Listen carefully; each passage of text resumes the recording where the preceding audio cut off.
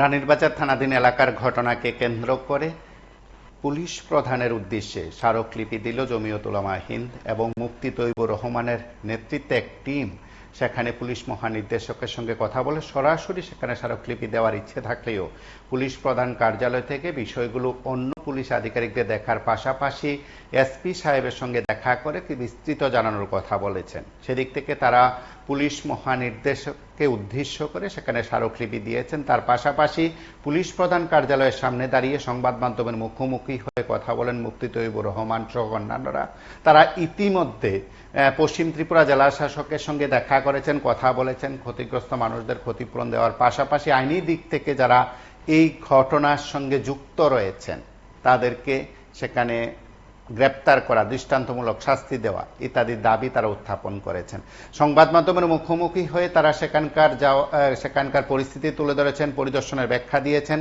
তার পাশাপাশি ত্রিপুরা রাজ্য জমিয়ত উলামায়ে হিন্দের তরফে পুলিশ মহানির্দেশকের উদ্দেশ্যে যে বার্তা সেটাও তারা সংবাদ মাধ্যমের কাছে তুলে ধরেন এবং তাদের বক্তব্য যে তারা সংশ্লিষ্ট কর্তৃপক্ষ, আরক্ষা প্রশাসন এবং সাধারণ প্রশাসনের দিক থেকে জেলা শাসকের দ্বারস্থ হয়ে বিষয়গুলো তারা উত্থাপন করেছেন। দুই দিক থেকে বলা যেতে পারে এই সময়ের মধ্যে অত্যন্ত গুরুত্বপূর্ণ একটি বিষয় তারা সংবাদ মাধ্যমের কাছে তুলে ধরেছেন। আপনারা জানেন তার আগেও এই ঘটনা নিয়ে আমরা আপনাদের কাছে বিস্তৃত জানানোর চেষ্টা করেছিলাম যে ঘটনার প্রেক্ষিতে রাস্তা অবরোধ বা অন্যান্য কর্মসূচি হলো, যেখানে পুলিশ দাবি করেছে 5 জনকে গ্রেপ্তার করেছে, যদিও পরবর্তী সময় তারা জামিনে মুক্তি পান।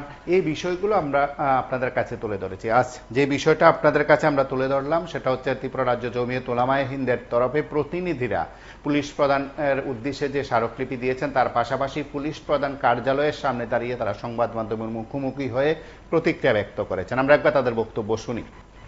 ডিজিপির কাছে ডিজিপি করছেন, নমিনেট করছেন এসপি কে, বলছেন আপনাদের কি আছে সব বলেন। আমরা বলছি যা কিছু হয়েছে, যারা মন্দির তুলছে তাদেরও শাস্তি হওয়া দরকার, যারা গড় তুলছে জ্বালাইছে তাদেরও শাস্তি হওয়া দরকার এবং যাদের ক্ষতিগ্রস্তদের উপযুক্ত ক্ষতিপূরণ দেওয়া দরকার। 2 নম্বরে এত বড় মামলার মধ্যে বেল কিভাবে পাইল? বেল তো হওয়ার কথা নয়, বেল কিভাবে পাইল?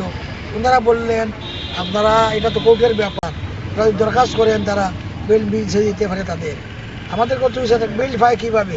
এবং এত বড় ঘটনা হওয়ার পরে বেল পাওয়া তো কথা নয়। যে আমাদের দাবি 3টা।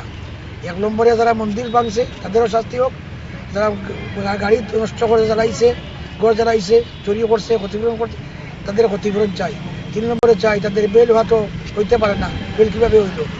4 নম্বরে বলতেছি আমরা বিভিন্ন জায়গায় মন্দির তুলতে আছে, কীভাবে জায়গা তো একটা অশান্তি আসবে, যাতে বন্ধ হয়। এইগুলো আমাদের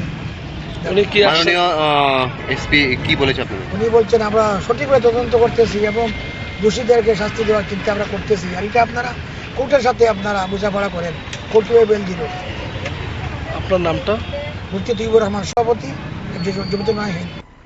জমিয়ত উলামায়ে হিন্দের পক্ষ থেকে রাজ্য জমিয়তের সভাপতি মুফতি তৈয়বুর রহমান সাহেবের নেতৃত্বে একটি প্রতিনিধি দল রানীরবাজার রোমহর্ষকভাবে যে একটি ঘটনা সংঘটিত হয়েছে ওই জায়গায় স্পটে একটা পরিদর্শন করে এবং পরিদর্শন করে মন্দির এবং আক্রান্ত বাড়িঘর প্রত্যেকটা বাড়িঘরে গিয়ে প্রত্যেকের নাম আলাদাভাবে লিপিবদ্ধ করে তাদের ক্ষতির পরিমাণ লিপিবদ্ধ করে একটা পরিদর্শনের একটা রিপোর্ট তৈরি করে।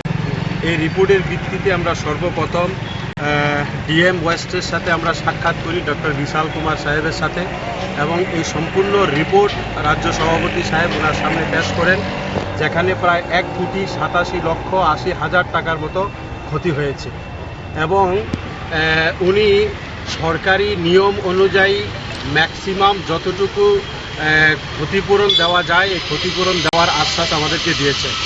এর পরবর্তী সময়ে আইনি বিষয়গুলো নিয়ে আমরা ডিজিপির সাথে সাক্ষাৎ করে আসি। ডিজিপির নমিনেটেড এসপি ওয়েস্টে আমাদের সাথে সাক্ষাৎ করে আমাদের মূলত 3টা দাবি ছিল। সর্বপ্রথম যে সমস্ত দুষ্কৃতী দ্বারা মন্দির আক্রান্ত হয়েছে, মূর্তি ভেঙেছে, এই কালপিটদেরকে বের করে দৃষ্টান্তমূলক শাস্তি দিতে হবে। 2 নাম্বার, যে সমস্ত বাড়িঘর আক্রান্ত হয়ে নিঃস্ব সর্বহারা হয়েছে তাদেরকে 100% সরকারের পক্ষ থেকে রিকভারি তাদেরকে করতে হবে। 3 নম্বরে, ত্রিপুরা রাজ্যে বিভিন্ন জায়গায় এই ঘটনাকে কেন্দ্র করে বিভিন্ন জায়গায় মূর্তি ভাঙার এক পরম্পরা শুরু হয়েছে। আমাদের ধারণা যে একদল দুষ্কৃতিকারীরা এই রাজ্যের ইউনিটি ইন ডাইভার্সিটিকে বিনষ্ট করার জন্য চক্রান্তের ময়দানে নেমেছে। তাই এই রাজ্যের শান্তি সম্প্রীতি ও সৌহার্দ্যকে বহাল রাখার জন্য রাজ্য সরকার এবং প্রশাসন কঠোর হস্তে যাতে দমন করে, তার জন্য বলিষ্ঠ ভূমিকা যাতে পালন করে, এটা আমাদের দাবি ছিল। আপনাদের মাধ্যমে এই রাজ্য জমিয়ত উলামা হিন্দের পক্ষ থেকে রাজ্যের সকল অংশের মানুষের কাছে শান্তি সম্প্রীতি বজায় রাখার জন্য বিশেষ রূপে আপিল করছি এবং রাজ্যের মন্দির মসজিদ সুরক্ষিত থাকুক, তার জন্য সকল সুশীল সমাজ এগিয়ে আসুক, এই আবেদন আমরা করছি। আপনার পরিচয়টা? আব্দুর রহমান। ধন্যবাদ। আপনারা শুনলেন এবং জমিয়ত উলামা হিন্দের তরফে তারা সংবাদ মাধ্যমের মুখোমুখি হয়ে প্রতিক্রিয়া ব্যক্ত করেছেন। তাদের তরফে পুলিশ প্রধান মহানির্দেশকের সঙ্গে দেখা করে তাদের দাবি সনদ পেশ করার কথা ছিল, যদিও পুলিশ প্রধান কার্যালয় থেকে তাদেরকে এসপির সঙ্গে দেখা করে দাবি সনদ পেশ করার কথা বলেছেন, কিন্তু তারা পুলিশ প্রধানের উদ্দেশ্যে তারা তাদের স্মারকলিপির কথা তুলে ধরেছেন। পুলিশ প্রধান কার্যালয় থেকে তাদের এই স্মারকলিপি গ্রহণ করার পর কি ব্যবস্থা গ্রহণ করবে সেই বিষয়গুলো বলেছেন। ঠিক তার পাশাপাশি যেসব অভিযুক্তদের পুলিশ গ্রেপ্তার করেছে তারপর তারা জামিনে ছাড়া পেয়েছেন, এই মর্মেও তারা কিন্তু তাদের প্রতিক্রিয়া ব্যক্ত করেছেন। তার পাশাপাশি তারা পশ্চিম ত্রিপুরা জেলা শাসকের সঙ্গে দেখা করে ক্ষতিগ্রস্ত মানুষদের ক্ষতিপূরণ দেওয়ার কথাও বলেছেন। সেদিক থেকে পুলিশ প্রশাসন সাধারণ প্রশাসন কি উদ্যোগ গ্রহণ করে, কি ব্যবস্থা নেয়, সেদিক থেকে যেমন একটি বিষয় রয়েছে, তার পাশাপাশি ত্রিপুরা রাজ্য জমিয়ত উলামা হিন্দের তরফেও রাজ্যের অন্যান্য জায়গার কিছু পরিস্থিতির কথাও তুলে ধরেছেন। পুলিশের তরফে সেই পরিস্থিতির গুরুত্ব অনুধাবন করে কি পদক্ষেপ গ্রহণ করে, সময় উপযোগী কি পদক্ষেপ নেওয়া হয় সেটা সময় বলবে। আপনারা দেখতে থাকুন PV24।